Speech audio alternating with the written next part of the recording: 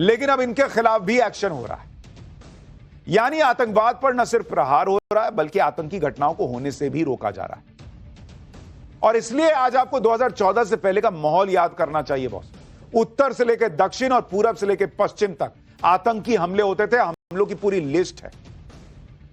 2 अक्टूबर 2004 को नागालैंड के दीमापुर में धमाका होता है। रेलवे स्टेशन और बाजार में 2 धमाके हुए, 30 लोग मारे गए। 25 अगस्त 2007 हैदराबाद में 2 धमाके हुए, 42 लोग मारे गए। 11 जुलाई 2006 मुंबई की लोकल ट्रेन में सीरियल ब्लास्ट धमाकों में 209 लोग मारे गए। 26 जुलाई 2008 अहमदाबाद में 21 सीरियल ब्लास्ट धमाकों में 56 लोग मारे गए।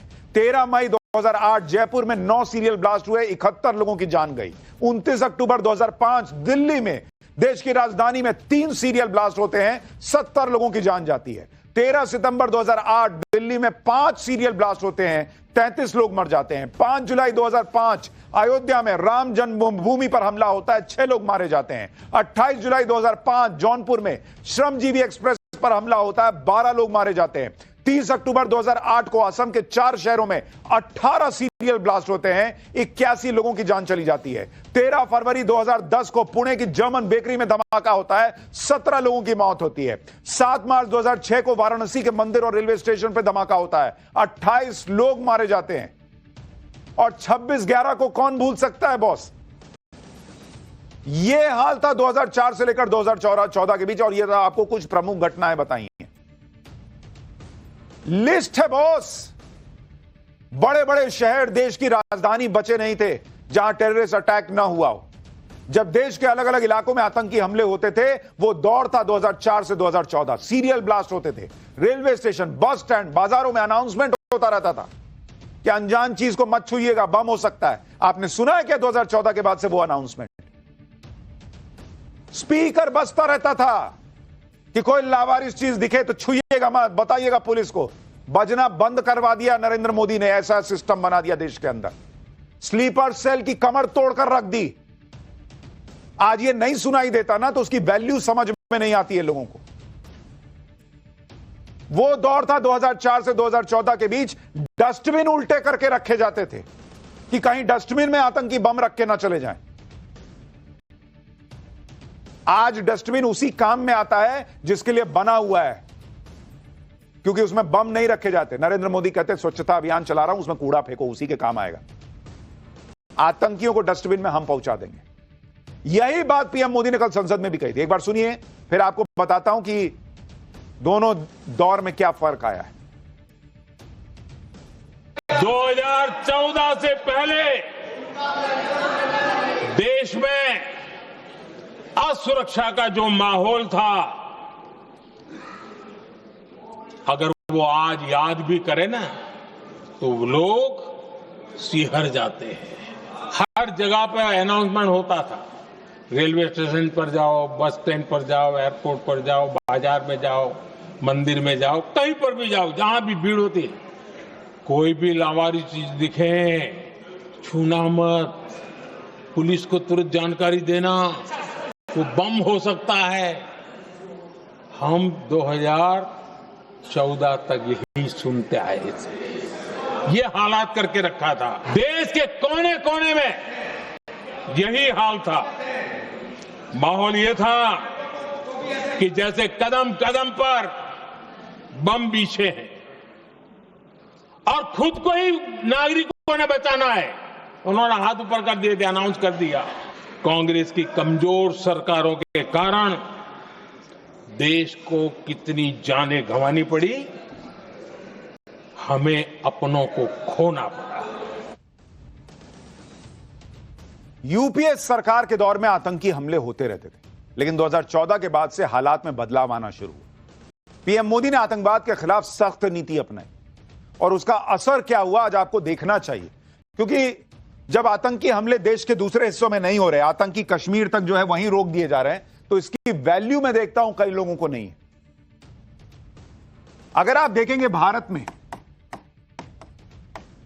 आतंकी घटनाएं, उनकी अगर आप संख्या देखेंगे कि किस समय कितनी होती थी, 2004 से 2014 के बीच में अगर आप देखेंगे 7,217 आतंकी घटनाएं हुई थी बॉस। 7,217 और 2014 से लेकर अगर आप 2024 तक देखेंगे तो इनकी घटनाएं जो हैं वो घटकर हो गई हैं 2,242, यानी 70% कम। और ये आतंकी घटनाएं भी जो हुई हैं बॉस, ये सिर्फ और सिर्फ कश्मीर या कुछ इलाकों तक सीमित है। ये नहीं कि पूरे देश में बम फट रहे हैं। अगर आप पत्थरबाजी देखिएगा, पत्थरबाजी की जो घटनाएं होती थी उनकी संख्या देखिएगा आप, 2004 से 2014 2,654 घटनाएं हुई बॉस। सालाना औसत है ये आपको सालाना बता रहा हूं। 2004 से 2014 के बीच 2,654 घटनाएं पत्थरबाजी की हर साल होती थी। और अब अगर आप देखेंगे 0, कोई पत्थर नहीं चलता कश्मीर के अंदर। हड़ताल की वजह से कश्मीर बंद। यूपीए के वक्त में हर साल 132 दिन, पिछले 3 साल में एक भी दिन बंद नहीं हुआ है। आतंकी घटनाओं में नागरिकों की मौत 2004 में 733, 2024 में 26। जवानों की शहादत 2004 में 331 जवान शहीद हुए, 2024 में 31 जवान शहीद। ये वो आंकड़े हैं जो आपको बता रहे हैं कि पीएम मोदी ने कैसे टेररिज्म को कंट्रोल किया और कैसे आतंकी संगठनों की कमर तोड़कर रखी। और यहां पूछा जा रहा है ऑपरेशन महादेव क्यों नाम रख दिया, सिंदूर क्यों नाम रख दिया, फलाना क्यों नहीं किया, ढिमकाना क्यों नहीं किया, खुद क्यों नहीं किया 60 साल में। जिस तरह से नरेंद्र मोदी सरकार ने आतंकवाद पर लगाम लगाई, वैसा ही यूपीए सरकार भी तो कर सकती थी। यही सेना थी बॉस, यही आर्म्ड फोर्सेस थे। इनका शौर्य जो है वो तब भी इतना ही कमाल का था, नेतृत्व जो है ना वो लुंज-पुंज था। यही बात आज गृह मंत्री अमित शाह ने संसद में याद दिलाई। अमित शाह ने कहा कि यूपीए सरकार तब आतंकी घटनाओं पर कोई ठोस कार्रवाई अगर नहीं कर पाई तो उसके पीछे इनकी वोट बैंक वाली पॉलिटिक्स है। अमित शाह आज राज्यसभा में ऑपरेशन सिंदूर पर चर्चा में बोल रहे थे। अमित शाह को बोलते देख इंडी गठबंधन ने राज्यसभा में बॉयकॉट कर दिया। इंडी गठबंधन चाहता था कि राज्यसभा में भी पीएम आकर बोले। अमित शाह ने कह दिया कि पहले मुझसे तो निपट लो, पीएम आ गए तो झेल नहीं पाओगे। पीएम साहब इनकी ऑफिस में ही है, उनको ज्यादा सुनने का शौक है क्या? भाई मेरे से निपट रहा है, काहे को प्रधानमंत्री जी को बुला रहे हो? और तकलीफ होगी, ये समझते नहीं है साहब। मुझे मालूम है मान्यवर ये क्यों जा रहे हैं, मुझे मालूम है मान्यवर मुझे क्यों जा रहे हैं। वो इसलिए जा रहे हैं कि इतने सालों तक वोट बैंक प्रोटेक्ट करने के लिए, आतंकवाद को रोकने के लिए इन्होंने कुछ नहीं किया। ये डिबेटें सुनी ही नहीं सकते, ये जवाब है सुनिए। अमित शाह ने विपक्ष और कांग्रेस पर वोट बैंक के लिए आतंकवाद पर एक्शन नहीं लेने का आरोप लगाया। और यह वही कांग्रेस है जिसकी सरकार के दौरान हिंदू आतंकवाद, भगवा आतंकवाद जैसे शब्द गढ़े गए। लेकिन आज संसद में खड़े होकर डंके की चोट पर गृह मंत्री अमित शाह ने कह दिया कि कोई भी हिंदू आतंकवादी हो ही नहीं सकता। सुनिए अमित शाह को। बंबई के हमले के बाद आज ये दिग्विजय सिंह चले गए हैं, उन्होंने कहा है तो आरएसएस ने कराया था। मान्यवर क्या बोल रहे हैं, किसके लिए बोल रहे हैं, किसको बचा रहे हैं, क्या कहना चाहते हैं? और हिंदू टेरर का सगुफा किसने छोड़ा? मैं आज दुनिया के सामने, देश की जनता के सामने गर्व से कहता हूं कि हिंदू कभी टेररिस्ट नहीं हो सकता। हम कभी टेररिस्ट नहीं हो सकते। क्या कहना चाहते हैं? फर्जी टाइप के केस बनाए, एक भी केस अदालत में नहीं टिका। देशभक्त संगठनों पर आरोप लगाए आपने, सिर्फ आपकी छिछोरी राजनीति के लिए। आतंकवाद पर अमित शाह ने कांग्रेस को धोया क्योंकि ये आज भी वैसी ही सोच रखते हैं। चिदंबरम जैसे नेता तो सबूत मांग रहे, कह रहे थे कि कैसे पता चला कि पहलगाम में आतंकी पाकिस्तान से ही आए थे। आज यूनाइटेड नेशन से एक रिपोर्ट आई जिसने सबूत मांगने वालों को करारा जवाब दिया। यूनाइटेड नेशन की सबसे पावरफुल बॉडी है यूएनएससी। उसने भी पहलगाम हमले में जो भारत ने कहा उसे मान लिया है। यूएनएससी ने अपनी रिपोर्ट में पाकिस्तान में मौजूद लश्कर के टीआरएफ यानी द रेजिस्टेंस फ्रंट का नाम लिया। यूएनएससी की रिपोर्ट में कहा गया है कि 22 अप्रैल को जम्मू कश्मीर में जो हुआ वो लश्कर के सपोर्ट के बिना हो ही नहीं सकता था। लश्कर और द रेजिस्टेंस फ्रंट आपस में जुड़े हुए हैं और यह बात सबको पता है कि लश्कर की जड़ें पाकिस्तान में हैं, इसलिए टीआरएफ का नाम आने का सीधा मतलब पाकिस्तान को पॉइंट आउट करना है। यूएनएससी की तरफ से आतंकवादी गतिविधियों की निगरानी करने और इस पर लगाम लगाने पर सिफारिश देने के लिए गठित एक मॉनिटरिंग टीम की रिपोर्ट में टीआरएफ का नाम आया है। रिपोर्ट में कहा गया है कि 22 अप्रैल को 5 आतंकवादियों ने जम्मू और कश्मीर के पहलगाम में एक पर्यटक स्थल पर हमला किया। इसमें 26 नागरिक मारे गए। उस दिन द रेजिस्टेंट फ्रंट ने हमले की जिम्मेदारी ली और साथ ही हमले के स्थल की एक तस्वीर प्रकाशित की। अगले दिन जिम्मेदारी का दावा दोहराया गया। साल 2019 के बाद यह पहला मौका है जब इस तरह की रिपोर्ट में लश्कर और पाकिस्तान बेस्ड आतंकी ग्रुप का नाम आया। सूत्रों के हवाले से दावा है कि एक देश ने लश्कर से टीआरएफ के संबंधों को खारिज करने की कोशिश की और संभवतः यह देश पाकिस्तान है, यानी पाकिस्तान ने टीआरएफ को बचाने की कोशिश की। इस मामले से जुड़े एक्सपर्ट्स का दावा है कि यूएनएससी की रिपोर्ट में टीआरएफ का नाम आने से इस ग्रुप के खिलाफ इस तरह के प्रतिबंध लगाना और आसान हो जाएगा। यानी जो राहुल गांधी कल पूछ रहे थे, अरे कोई पाकिस्तान का नाम नहीं लेता, कोई भारत के साथ नहीं होता, यूएनएससी से रिपोर्ट आ रही है बॉस, पाकिस्तान को नंगा कर दे रही है। और इसीलिए कल पीएम ने कहा था कि सबका साथ मिल गया, सिर्फ कांग्रेस का नहीं मिला। आप यह भी देखिए कि पाकिस्तान में आतंकी संगठनों पर यूएनएससी की रिपोर्ट तब आई है जब इसी महीने पाकिस्तान को यूएनएससी की अध्यक्षता का एक मौका मिला है। यह रिपोर्ट ऐसे वक्त में आई है जब पाकिस्तान के विदेश मंत्री ने संसद में खड़े होकर टीआरएफ पर लगे आरोपों को खारिज किया था और कहा था कि पाकिस्तान ने अपनी डिप्लोमेसी का इस्तेमाल करते हुए यूएनएससी के आधिकारिक बयान से टीआरएफ का नाम हटवा दिया। एक्सपर्ट्स बता रहे हैं कि आतंकी संगठनों ने द रेजिस्टेंस फ्रंट जैसे मॉडर्न नाम रखकर लश्कर और जैश जैसे आतंकी संगठनों से ध्यान हटाने की पाकिस्तान की जो चाल थी वो भी फेल हो गई। पाकिस्तान के विरोध के बावजूद यूनाइटेड नेशन सिक्योरिटी काउंसिल की रिपोर्ट में टीआरएफ का नाम आना पाकिस्तान की बड़ी कूटनीतिक हार और भारत की बड़ी जीत है, क्योंकि पाकिस्तान इसी कोशिश में है कि पहलगाम आतंकी हमले या जम्मू कश्मीर में आतंकी घटनाओं से उसका नाम न जुड़े। लेकिन प्रधानमंत्री मोदी की कूटनीति ने पाकिस्तान को पस्त कर दिया। इससे पहले अमेरिका ने भी पहलगाम हमले में शामिल टीआरएफ को अंतर्राष्ट्रीय आतंकवादी संगठन घोषित किया, जबकि राहुल गांधी सवाल उठा रहे हैं कि किसी देश ने पहलगाम हमले में पाकिस्तान का नाम नहीं लिया, विदेश नीति फेल हो गई। राहुल गांधी तो यह भी कह रहे थे कि भारत की फेल विदेश नीति की वजह से चीन और पाकिस्तान करीब आ गए। आज इस पर विदेश मंत्री ने राहुल गांधी की क्लास लगा दी। विदेश मंत्री एस जयशंकर ने कहा कि चीन और पाकिस्तान अचानक दोस्त नहीं बन गए, बल्कि इसकी शुरुआत 1962-63 में हो गई थी। जयशंकर ने कहा कि चीन पर इतना ज्ञान देने वाले राहुल गांधी शायद हिस्ट्री की क्लास में सो रहे थे। सुनिए एक बार।